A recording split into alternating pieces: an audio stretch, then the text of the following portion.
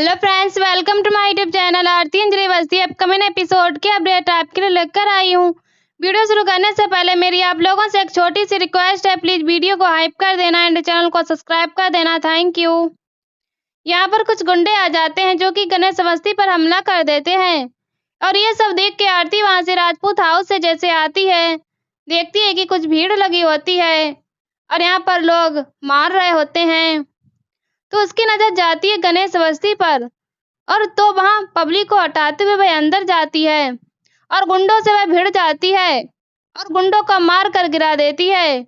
और ये सब सीन देख के अंजलि को भी अपनी याद आ रही होती है, क्योंकि वह उस गुंडे को देख के सब धुंधला धुंधला उसको याद आ रहा होता है। तभी देखते हैं कि आरती जो होती है उन गुंडों से लड़ाई करते हुए उन गुंडों को मार भगा देती है।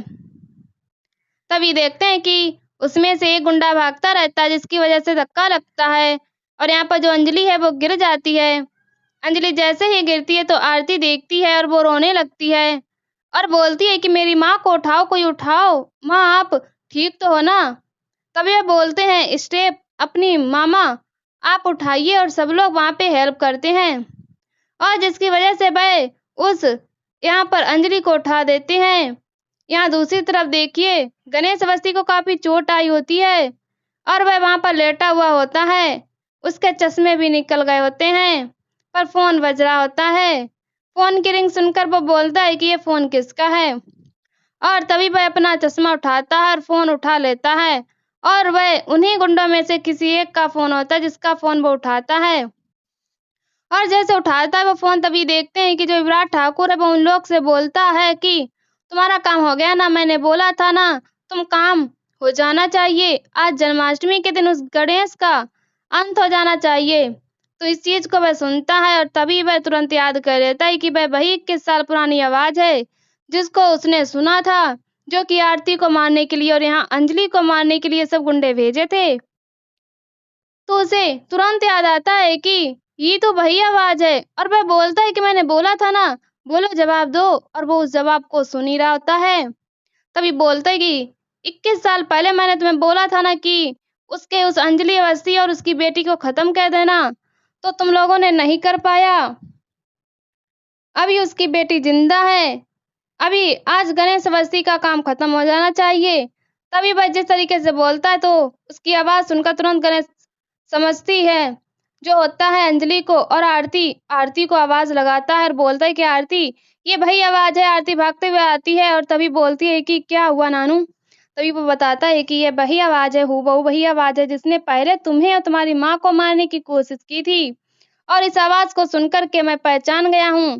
तभी वो बोलती है कि नानू आप श्योर है ना, आपको पता है ना कि ये वही आवाज है। तो बोलता है हाँ हाँ ये बिल्कुल वही आवाज है, हूबहू वही आवाज है। तो वो उस नंबर को देखने की कोशिश करती है। यहाँ पर देखते हैं कि वो फोन ले लेती है और वो नंबर देखने की कोशिश करती है। तब ये बोलता है कि गणेश अवस्थी जो होता है वो आरती से बोलता है कि वो मुझे मारने के लिए फिर से भेजा है गुंडे। वो जानता है ना, क्योंकि मैंने उसकी आवाज पहचान ली, अब वो मुझे भी नहीं छोड़ेगा। तभी आरती उस नंबर को देखने लगती है और वह बोलती है कि उस नंबर का पता लगाने की कोशिश करती है। तभी देखते है कि वह जैसे ही फोन लेकर के उसे देखने की कोशिश करती है तो वहां पर वो गुंडा जिसका फोन होता है वो आता है और आरती के हाथ से छीन करके लेके चला जाता है। बट आरती नंबर जो है उस 10 डिजिट में से 9 का पता लगा लेती है। उसे 9 नंबर पता होता है, बस एक अंक नहीं पता होता है। तभी वह बोलती है कि मैंने सारे नंबर तो पता लगा लिए, मुझे 9 नंबर तो पता है, बस एक नंबर नहीं पता है, और वह 0 से लेकर के 9 तक के बीच में ही कोई नंबर होगा, मैं जरूर पता लगा कर रहूंगी। और वह इस चीज को बोलती है। तभी देखते हैं कि सारे लोग जो होते हैं बस्ती के वो भी इस चीज को सुनते हैं और यहाँ पर वो स्टेपनी मामा से बोलती है कि स्टेपनी मामा मैं पता लगा करके रहूंगी, इस 9 नंबर में से कोई तो एक नंबर होगा जो उस आदमी का होगा और उस आदमी की हूबहू आवाज होगी और नाना ही पहचानेंगे।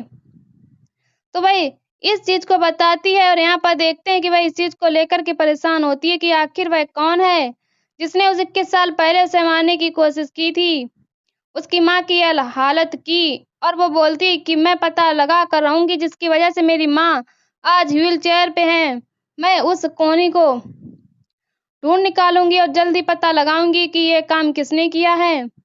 तभी देखते हैं कि वो इस बारे में पता लगाने की कोशिश करती है। यहाँ दूसरी तरफ देखते हैं कि वो अपने माँ के पास जाती है और बोलती है कि माँ, आज वो इंसान आया था जिसने 21 साल पहले मुझे मारने की कोशिश की थी। पापा को जान से मार दिया और आपकी वह हालत हो गई, आप व्हील चेयर पे आ गए। तो मैं उस आदमी का पता लगा कर आऊंगी। आपने सुना ना माँ, कुछ लोग आए थे नानू को मारने के लिए और वो नानू को मारने के लिए आए थे ना।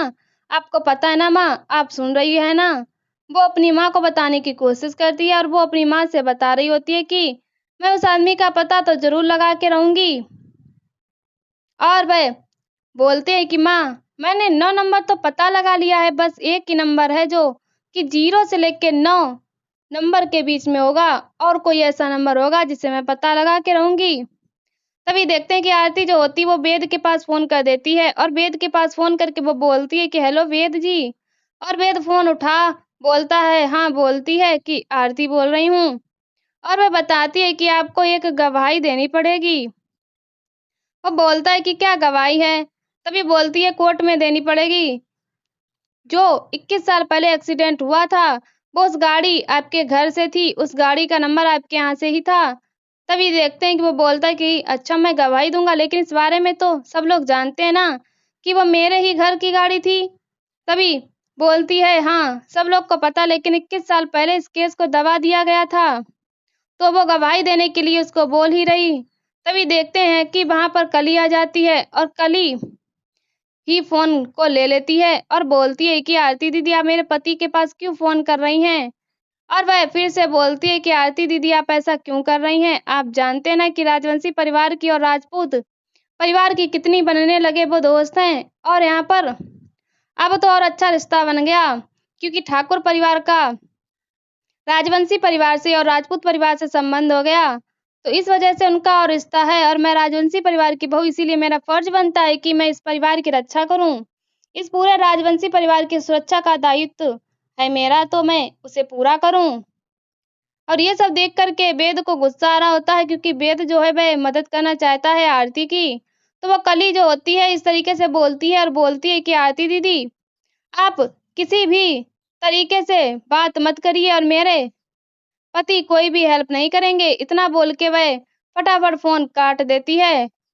और यहाँ पर देखते हैं कि जैसे ही फ़ोन काटते हैं तो फिर यहाँ पर कल ही बात करते हैं और यहाँ पर उदय राजवंशी और प्रताप राजवंशी आ जाते हैं और बोलते हैं कि हाँ बहू तुम सही कह रही हो। और वेद को भी बोलते हैं कि वेद तुम कोर्ट में कोई गवाही नहीं दोगे।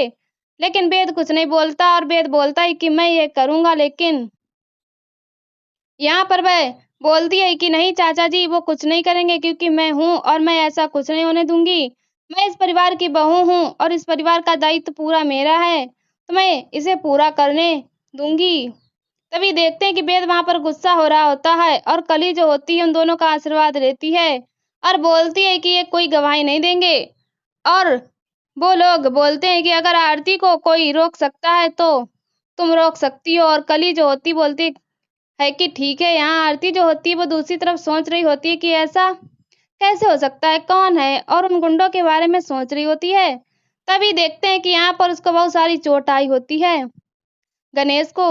और तभी आरती जो होती है वह अलग-अलग नंबर से ट्राई करती है और एक-एक नंबर को मार्केट को उस आवाज़ को पहचानने की कोशिश करती है कि आप देखिए वह वही आवाज़ है जिसने 21 साल पहले मुझे मारने की कोशिश की थी और आज आप पर हमला किया। तो वो इस 9 नंबरों में से एक-एक नंबर को ट्राई करती है और गणेश अवस्थी को आवाज़ सुनाती है। तभी एक-एक आवाज़ सुनता है गणेश अवस्थी जिसमें कि उसे समझ में नहीं आता और बोलता है कि नहीं, नहीं ये आवाज़ नहीं है।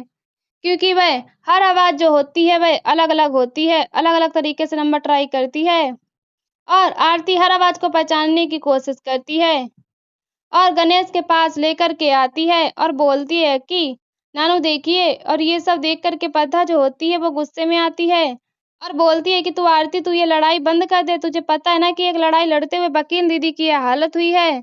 और वो उस गणेश अवस्थी को बोलती है कि मौसा जी आप इसे रोकिए, मत करिए। वो उसको बोलती है कि जो राघव सिंह राजपूत है और चंद्रभान ठाकुर ये बहुत बड़े आदमी हैं, इससे मत उलझ, इन सबके बीच में मत पड़ा। आरती लेकिन आरती जो होती वो हार नहीं मानती और वह बोलती है कि नहीं मैं क्या करूं, लड़ाई छोड़ दूँ जिसकी वजह से 21 साल पहले मेरी ये हालत हुई, मेरी माँ की ये हालत। मेरी माँ व्हीलचेयर पर है, मेरे पिता चले गए, मैं ऐसे कैसे छोड़ सकती हूँ? वो इस चीज़ को बोलती है और वह पता लगाने की कोशिश करती है और अलग-अलग नंबर ट्राई करती है। तभी देखते हैं कि यहाँ पर जैसे ही वह नंबर ट्राई करती है, तो कली आ जाती है और कली बोलती है कि क्या मैं अंदर आ सकती हूँ? ये आवाज़ सुनकर के बहुत शॉक्ड हो जाती है। तभी आज के एपिसोड में इतना ही फ्रेंड्स, मिलते हैं आपसे नेक्स्ट एपिसोड में, जहाँ पर देखेंगे कि बीरंग आ जाता है और कली भी आती है।